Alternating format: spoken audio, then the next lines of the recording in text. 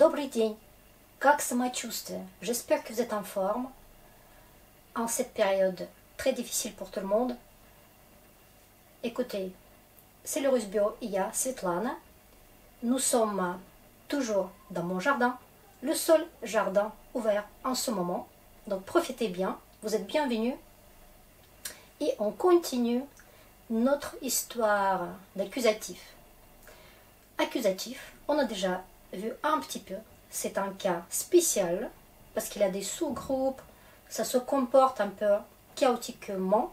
Voilà, donc c'est un chaos, mais on va organiser ce chaos, on va voir un petit peu chaque chose à sa place.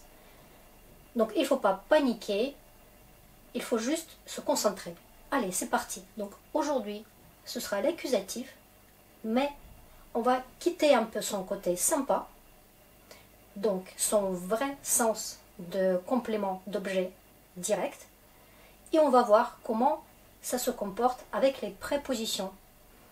Évidemment, les terminaisons sont les mêmes, par contre, les prépositions vont nous donner plein de sens différents, et même les prépositions qu'on a déjà vues, ils vont changer un peu leur look. Vous allez voir.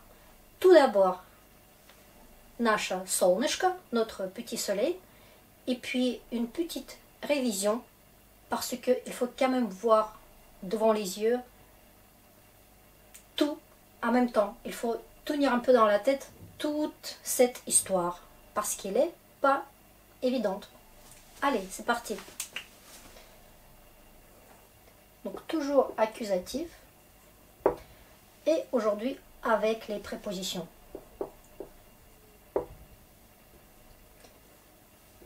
Notre espace avec les rayons de notre gentil soleil qui nous accompagne partout. Alors, je vous propose d'abord réviser un petit peu parce que l'histoire, comme je vous ai déjà dit, n'est pas évidente. On va donc se rappeler comment se comporte ce cas et surtout ses sous-groupes. Vous vous rappelez, animé, inanimé. L'accusatif, c'est le seul qui fait la différence. Les autres, pff. Allez, donc je vais vous donner un schéma. J'espère que ça va vous aider à vous retrouver dans tout ça. Et on va vraiment séparer les choses. Donc, par les choses, les objets, et puis les gens, les animaux, etc. On a déjà vu tout ce qui représente un être humain, ou un animal, ou un insecte, et tatati, tatata. Donc, on va dire que donc, inanimé et animé. Voilà. C'est nos deux choses. Inanimé. Maintenant, on va noter qui fait partie de quoi. De toute façon, il faut tout de suite préciser que inanimé égale nominatif. Vous êtes d'accord? Vous vous rappelez? Что au nominatif et что à l'accusatif, c'est la même chose. Et animé égale génitif. C'est clair, hein? Pour l'instant, on n'a pas d'accusatif, si vous voulez. C'est deux cas différents. Qui va donc faire cette partie-là? Donc les choses, les objets, masculin et neutre, d'accord? Parce que le féminin, on va tout de suite faire la différence. Féminin, il va avoir sa propre terminaison, d'accord? Et on peut dire que là, on est à l'accusatif. On est, donc dans ce cas, qui a ses terminaisons, comme tout le monde, enfin. Voilà, on va noter les participants. Masculin. Oui, stol, снег. Vous prenez n'importe quel mot, musée, d'accord? Tout ce qui n'est pas vivant. Ça reste comme ça, stol, musée. Les mots neutres. Les mots neutres. Окно, слово, поле, etc., etc. Et plus avec donc les mots neutres qui ne sont pas vivants, on va rajouter les mots neutres animés au singulier, d'accord? Donc, attention à ça. Maintenant, le pluriel de tout le monde, féminin, masculin et neutre, va rester comme au nominatif. On change rien. C'est pour tout le monde si on parle des choses, d'accord? Donc, on va rajouter le pluriel aussi. C'est bon, on a parlé des choses, donc цветы, столы, etc. Книги, les choses. D'ailleurs, comment on dit choses? Вещи, вещи. Ok, maintenant tout ce qui est animé. Animé, donc c'est que les mots masculins et neutres. Et donc je vais noter masculin. Tout ce qui est человек, un être humain, сосед, un voisin, advocat, un avocat, et puis toutes les professions, tout ce qui nous montre cette image, d'accord, de l'homme, et pas, il ne faut pas oublier des animaux, des insectes, des poissons, ok, tout est là. Maintenant, je vais rajouter aussi quelques mots neutres qui font aussi partie des êtres vivants. Ça existe, on a déjà vu. Insecte, animal, être. D'accord? Et puis, personne. On a déjà vu quelque chose.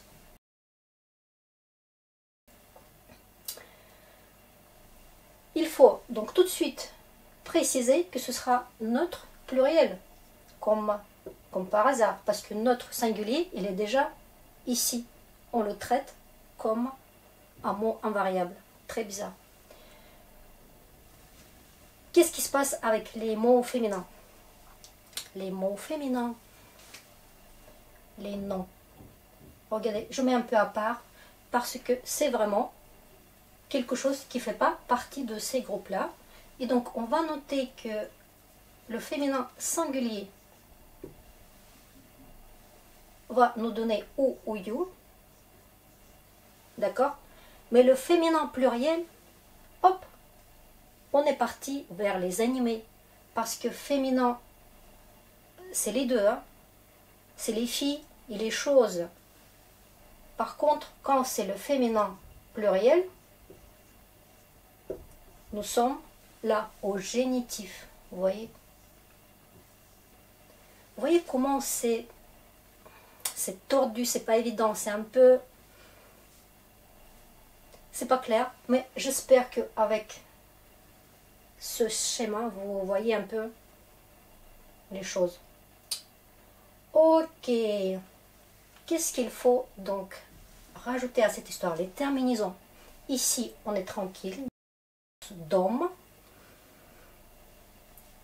etc. Stol, stool, шкаф.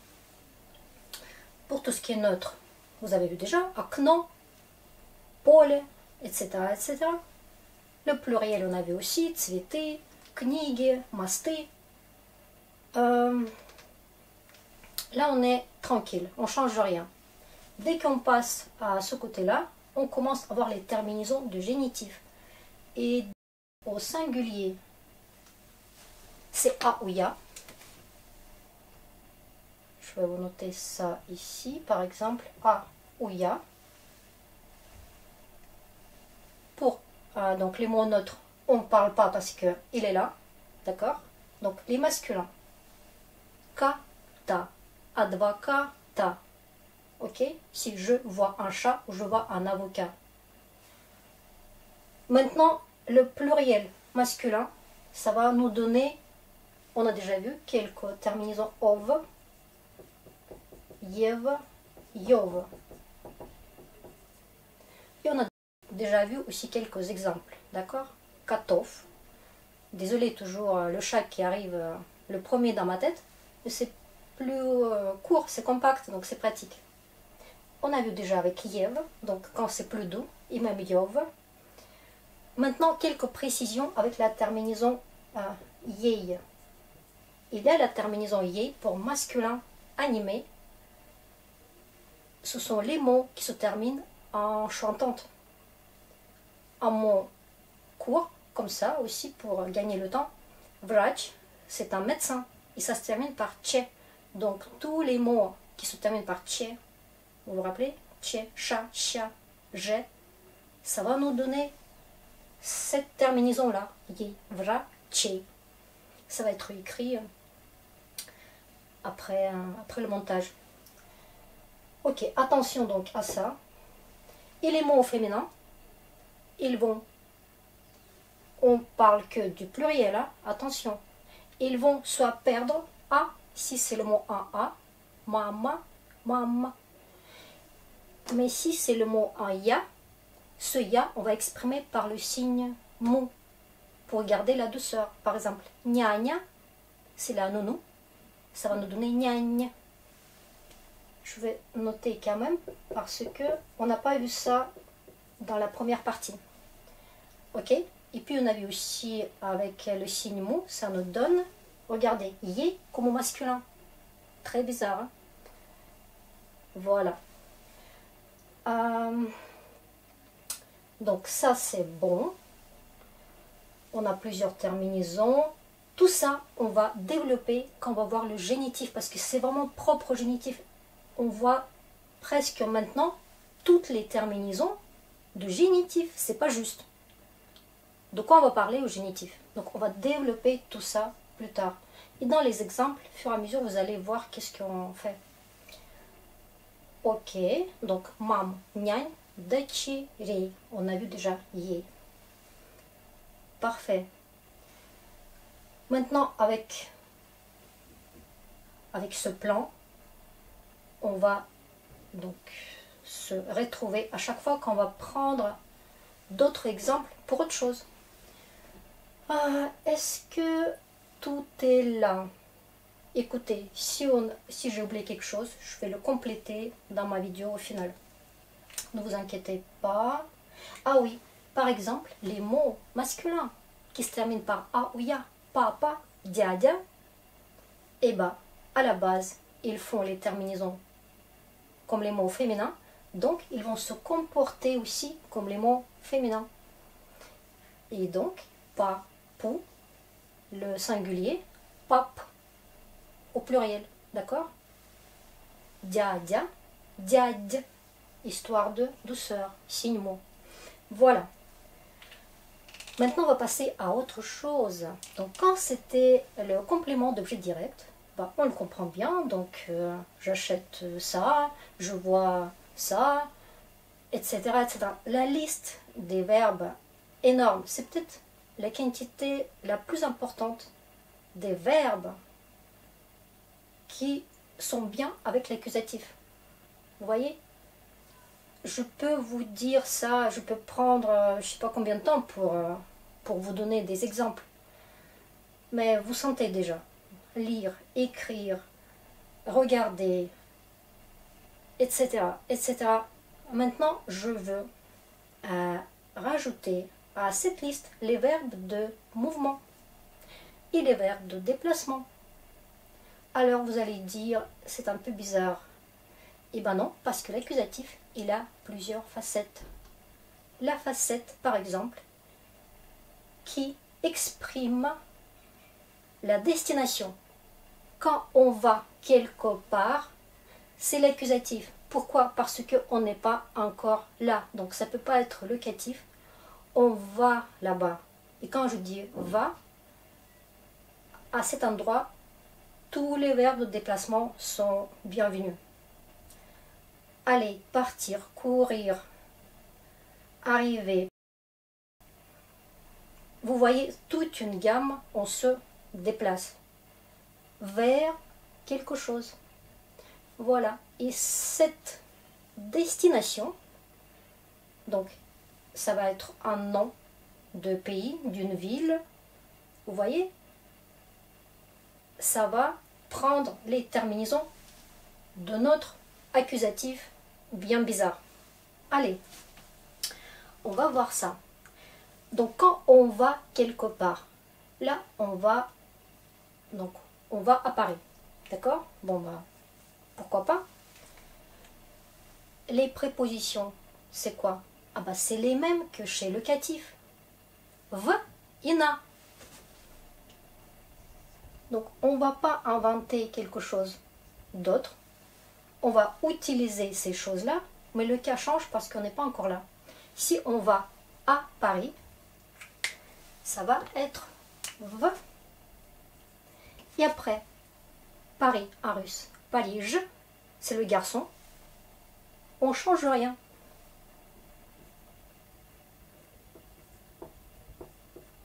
Logique? Logique. Si on va à Moscou, Moscou en russe, Moskva, donc une fille. Moskva, Moscou.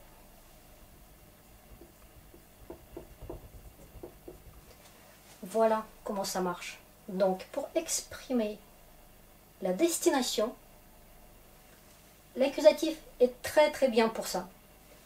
En respectant, donc pour l'instant on va quelque part, donc c'est inanimé, c'est les endroits, d'accord? Vous avez bien compris, donc idée. Après, bon, na aussi, ça s'utilise beaucoup. Si je vais dans la rue, na улицу, улица c'est féminin, etc., etc. On peut, après, donc il y a des noms propres. Je sais pas si vous allez quelque part, en exemple, na Kamtchatku. Vous connaissez Kamtchatka? C'est peut-être plus long, je pouvais dire na Alasku. Alaska, tout le monde connaît. Voilà, c'est des mots féminins. Voilà, donc ça c'est l'accusatif de destination et la question. La question, quand on va quelque part, on va où? Mais ce où, il est comment? Ce où, il va être un petit peu différent. Ce n'est pas notre где qu'on a vu au locatif, c'est un autre où. Littéralement parlant, vers où. D'accord? C'est pour ça, vers où. On n'est pas encore là. On est en route. Les questions, c'est kuda.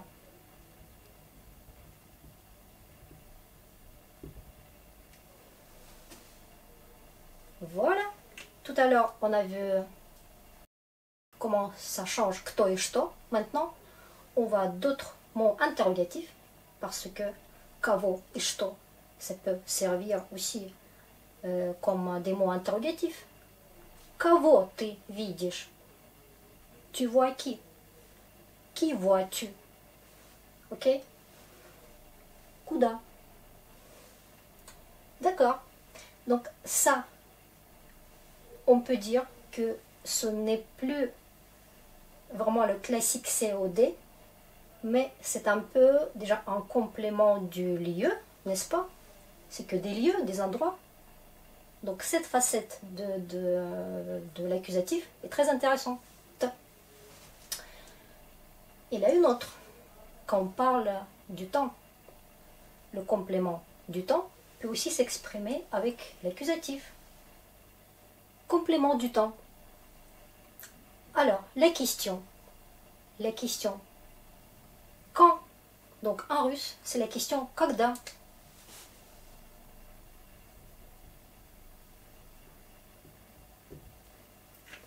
Et là, il a plein de nouvelles prépositions. Là, c'était les anciennes, on a déjà vu.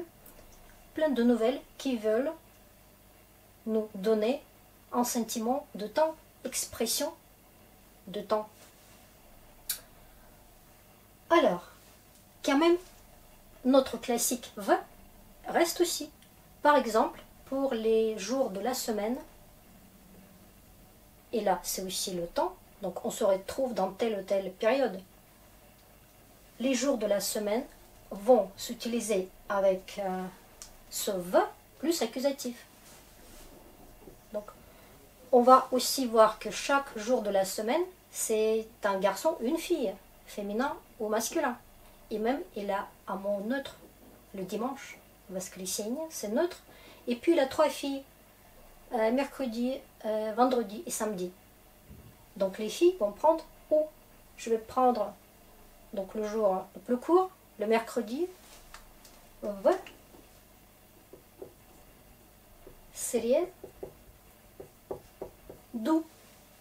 Vous voyez, c'est que la loi nous dicte chaque fois les choses ou, d'accord. Ce que je note pas, ça veut dire c'est masculin ou neutre, et donc c'est pas la peine de changer, c'est comme au nominatif. Bien, maintenant encore quelque chose de très intéressant au niveau de temps, les nouvelles prépositions. Je vais vous donner une préposition, через. Через, ça veut dire à travers. Donc pour tout ce qui est temps, ça nous donne cette formule en français quand on dit dans 2 jours, dans 3 ans, etc., etc. Donc vous dites dans, nous on ne dit pas va. Du coup, on va donc en avant et on traverse ces 2 ans, ou je sais pas, 3 jours ou une semaine, d'accord? Esprit, c'est ça. Du coup, tout ce qui va être après, dans un an, comment dire ça? Через год. God. En, année, c'est masculin. Je ne change rien, d'accord? La même chose avec час, heure. Heure, c'est masculin en russe, etc. Le chiffre que vous mettez, par exemple, si c'est dans 2 ans, vous mettez le chiffre, comme il est aussi au nominatif, parce que les chiffres, ça se décline aussi, malheureusement, désolé, mais pas en accusatif. Ok? Через 2 года. Après, l'histoire de la suite, attention, je ne vous conseille pas tout de suite jouer avec les chiffres, parce que les chiffres nous obligent après à voir le génitif. Ok? Pour l'instant, restons. Год, час, неделя, через неделю, dans une semaine. Ok? Attention, attention. Ne vous amusez pas encore avec les chiffres. Allez. Donc ça, c'est dans un an. Mais il y a un an, comment dire? Eh bien, on a aussi une préposition nazad. Je la mets ici, vous allez voir pourquoi. Parce que quand on veut dire il y a un an, il suffit d'utiliser cette préposition et juste avant, год. Год назад, c'est-à-dire il y a un an. Aussi час, неделю, parce que неделя c'est féminin, d'accord? Très bien. Et maintenant encore une préposition très intéressante, спустя. Спустя, ça veut dire un an après. Vous voyez le truc, donc спустя.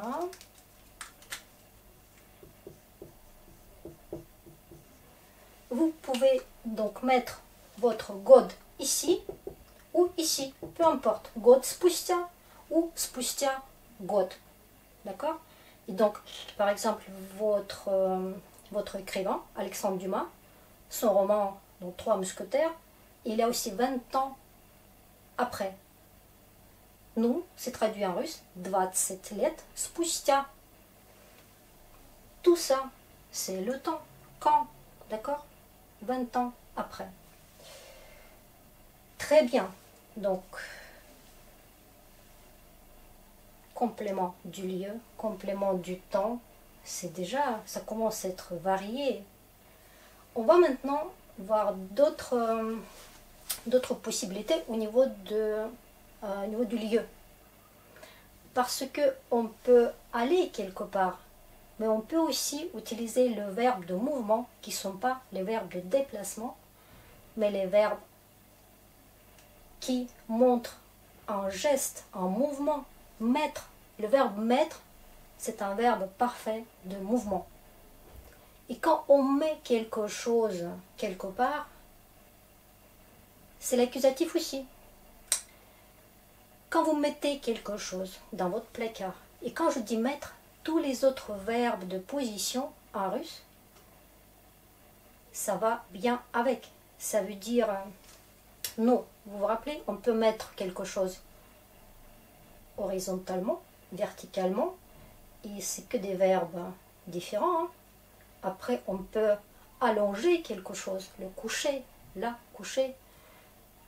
Tout ça, donc ça va s'utiliser avec v. Par exemple, si vous mettez quelque chose dans votre placard, v, shkaf, ou vous mettez quelque chose sur votre étagère, na, ok? Mais on peut mettre aussi sous le lit. Imaginez que met quelque chose sous le lit va être un accusatif. Voilà. Donc je vous présente deux autres prépositions. Une qui est pod,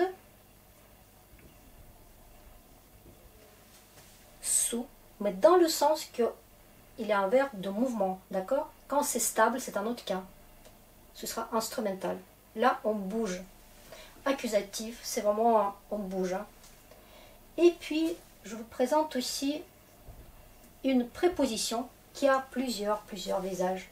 Za, dans cet esprit du lieu, ça veut dire derrière. Si vous mettez quelque chose derrière la porte, je ne sais pas, derrière le placard, derrière le lit, tout ce que vous voulez, za. Ok? Et puis, on utilise toute cette histoire. Voilà.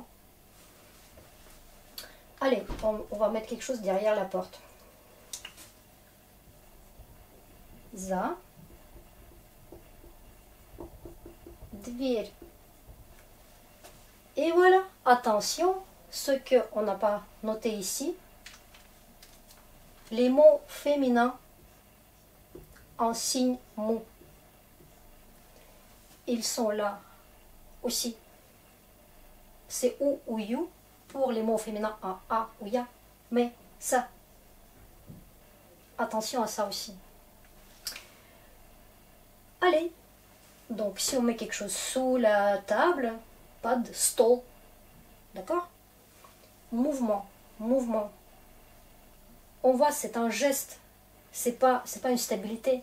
Je peux lire tranquillement, mais mettre, je suis en mouvement. Ok. Qu'est-ce qu'il y a d'autre chez l'accusatif? Il y a aussi un truc. C'est très drôle parce que la préposition, je vais le mettre tout ici parce que ce n'est pas ni lieu ni temps. D'accord? Une préposition pro. Vous allez être étonné, mais c'est vraiment la même chose que le petit O au locatif, vous vous rappelez? Parler de, penser à, ce sera au sujet de. Notre O de locatif, attention, parce qu'il a un O d'accusatif, O propre au accusatif.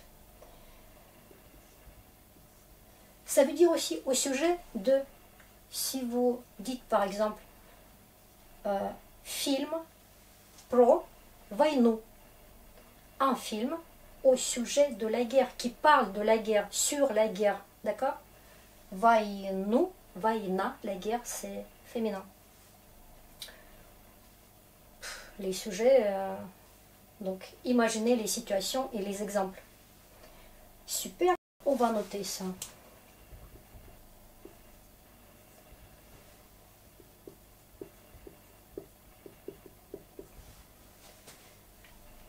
Regardez, on a déjà plein. 1, 2, 3, 4, 5, 6, 7.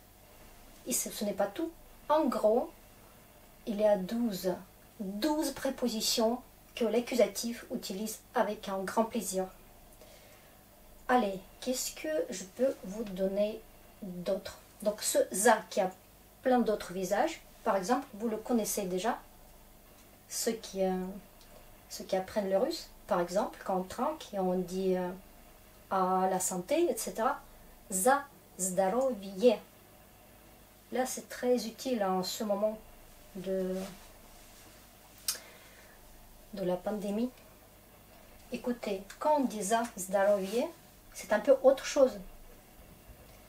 Du coup, on va le mettre peut-être ici parce que c'est pas le lieu, quoi. За здоровье. Ça prend l'air de pour la santé. Ah, la santé, pour la santé. Donc là, un autre sens. Et voilà, здоровье, c'est neutre. Neutre, ne bouge pas, donc comme en nominatif. Ne pas confondre avec na здоровье, c'est aussi l'accusatif, mais c'est un autre truc. Attention, na здоровье. C'est un peu la réponse quand on dit merci et après on nous dit je t'en prie, je vous en prie. En fait, comme si on dit c'est pour votre santé, c'est pour votre bien. D'accord?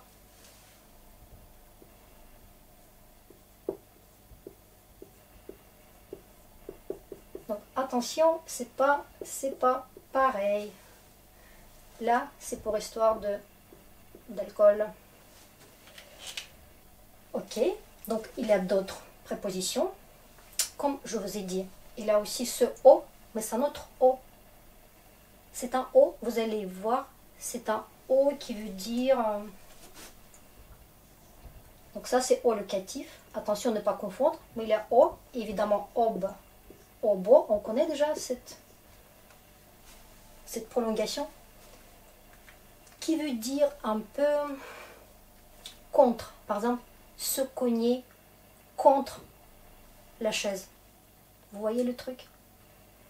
Удариться об, обо. Donc ne pas confondre. Et comment on fait la différence? Parce que juste après, c'est pas locatif, c'est accusatif. Donc se cogner contre, on se rencontre avec un objet en fait.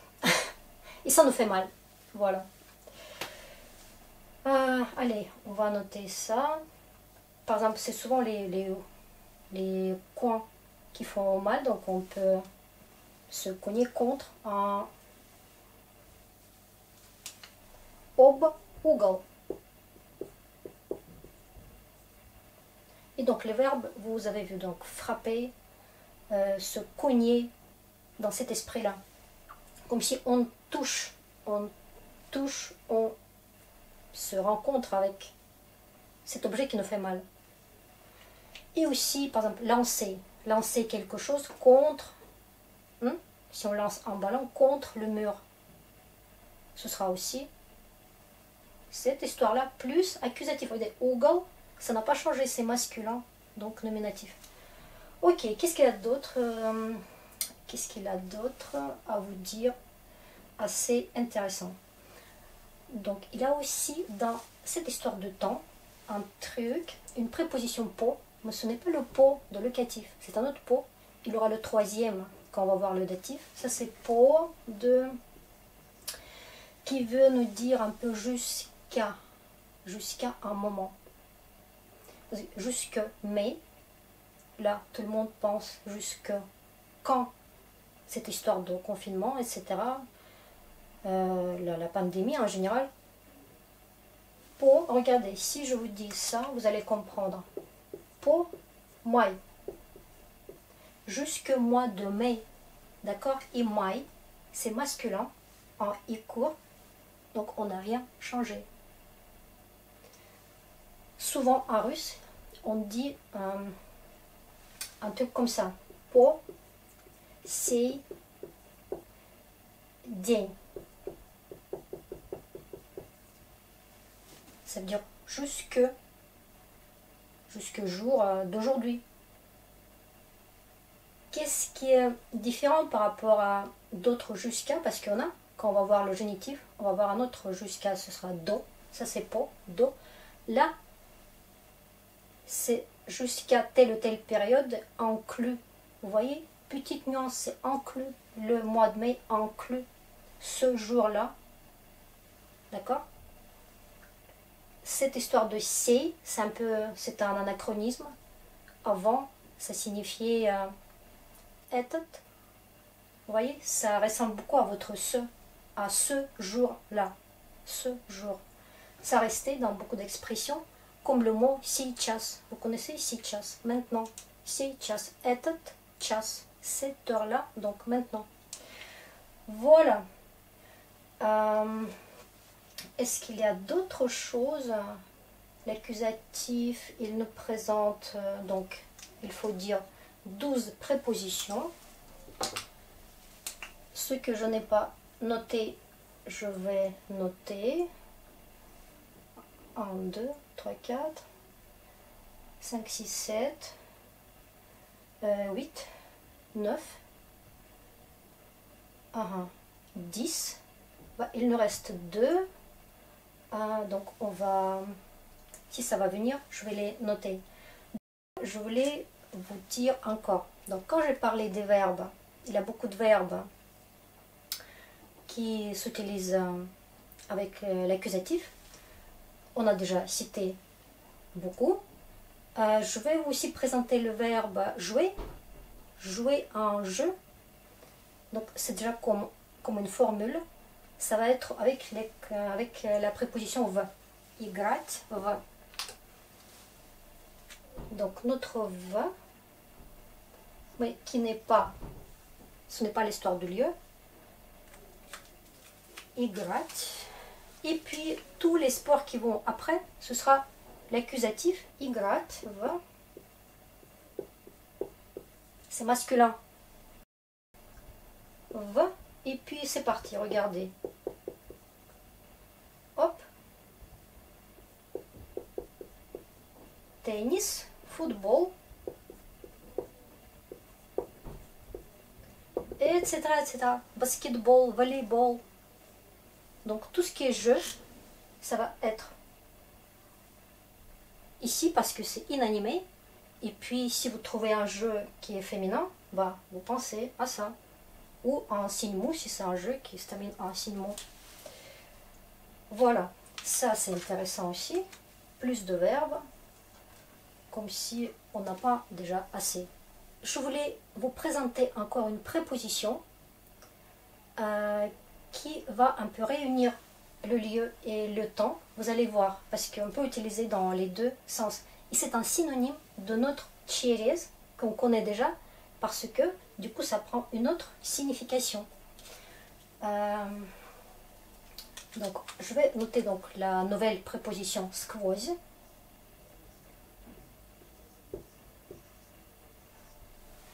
Et puis через sont synonymes et ça va nous donner le sens à travers. À travers. Là c'était un peu imaginaire. À travers des années ou des heures. Là, c'est vraiment à travers de quelque chose de réel. D'accord? Quand on traverse la rue, en russe,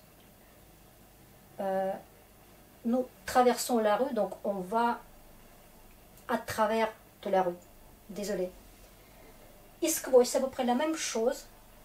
La nuance est très, très faible. Mais maintenant, on sait donc. Si je dis, voilà, сквозь стену. Si je vois à travers du mur, я вижу сквозь стену. Voilà.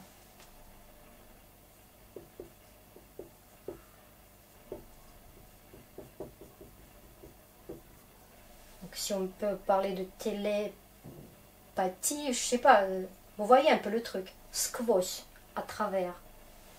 Через, c'est un peu pareil. Quand on traverse la rue, quand on traverse le pont. Мы идем через мост. Vous voyez un peu le truc? Voilà. Donc ça, c'est notre 11e préposition.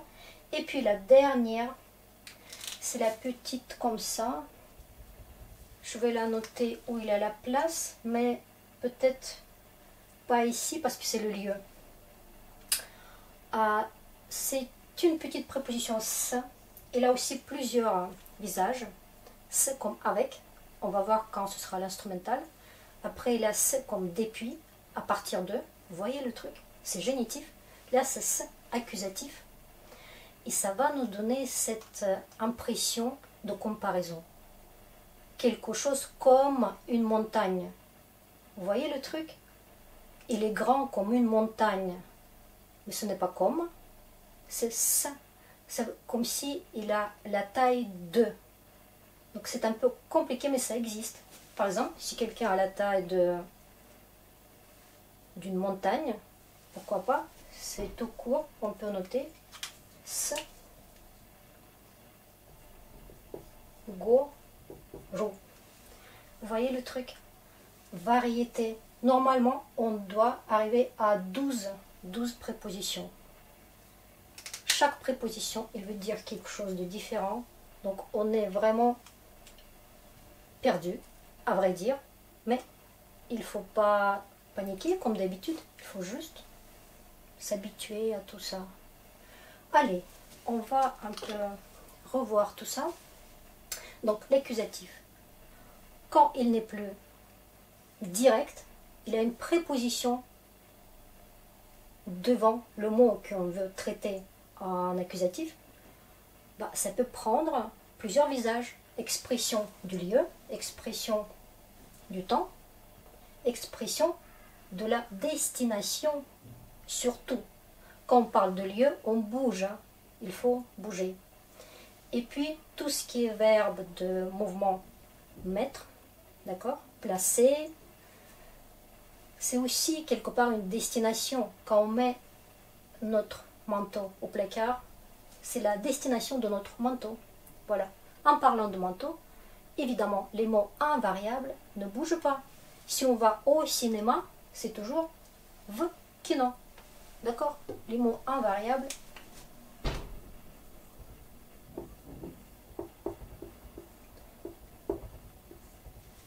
ils ne changent jamais. Ouf! C'est tout pour aujourd'hui. Notez-le. On va revenir de toute façon. La prochaine vidéo, ce sera toujours l'accusatif. Mais il nous reste encore les pronoms et les adjectifs. Donc restez avec moi. Vous savez maintenant que la solution de Skype est possible. Bienvenue. Je vais vous dire donc comme d'habitude, depuis cette histoire de confinement, будьте здоровы, берегите себя. Пока-пока.